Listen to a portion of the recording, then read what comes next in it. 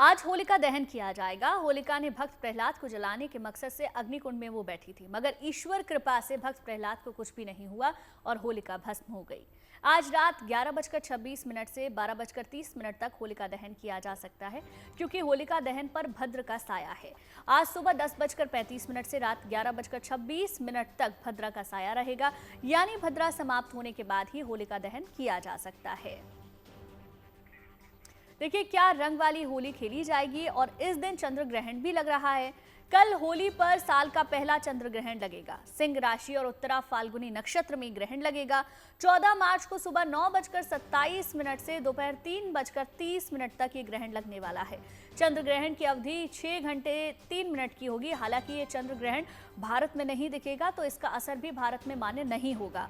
इसीलिए भारत में सूतक काल भी मान्य नहीं होंगे, यानी कि होली पर भारत में चंद्र ग्रहण का कोई भी प्रभाव नहीं होगा। सभी परंपरागत तरीके से होली मना पाएंगे।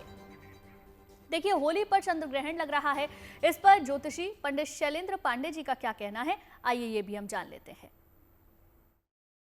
14 तारीख को मध्य दोपहर तक पूर्णिमा है, 14 मार्च को, और उसमें चंद्र ग्रहण लग रहा है लगभग सुबह 9:30 बजे से 3:30 बजे तक। अब इसमें दो बातें महत्वपूर्ण हैं। पहला तो ये कि ये ग्रहण भारतवर्ष में दिखाई नहीं देगा, और दूसरी बात ये चंद्रमा का प्रच्छाया या उपछाया ग्रहण है, जिसको ग्रहण की श्रेणी में रखते ही नहीं हैं। तो ग्रहण हो या ना हो, जब भारतवर्ष में दिखेगा ही नहीं, तो पर्व त्योहारों पर, नियमों पर इसके कोई प्रभाव नहीं पड़ेंगे। इसलिए सामान्यतः जैसे आप होली का पर्व मनाते हैं, खेलते हैं, वैसे ही मनाते रहेंगे। होली पर चंद्र ग्रहण का कोई प्रभाव नहीं पड़ेगा। जिस तरह से होली का पर्व मनाया जाता है उसी तरह से मनाया जाएगा। एक तो प्रच्छाया ग्रहण है और दूसरे भारतवर्ष में दिखाई नहीं देगा। इसीलिए चंद्र ग्रहण के दौरान आपको किसी तरह का उपाय करने की, किसी तरह के सावधानी को बरतने की आवश्यकता नहीं है।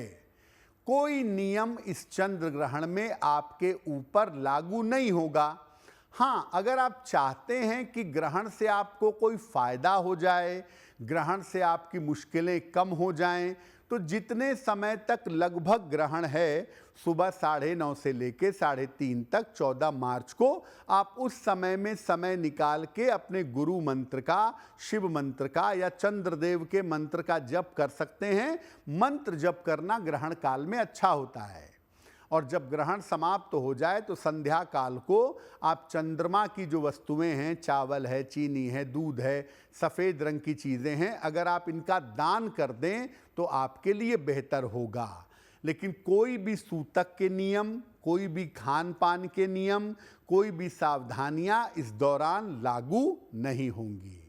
अगर आप मुझसे जुड़ करके अपनी समस्याओं का समाधान चाहते हैं और चाहते हैं कि आपकी समस्याओं को ज्योतिष के माध्यम से सुलझाया जाए, तो आप हमसे संपर्क कर सकते हैं, जुड़ सकते हैं एस्ट्रो तक पर।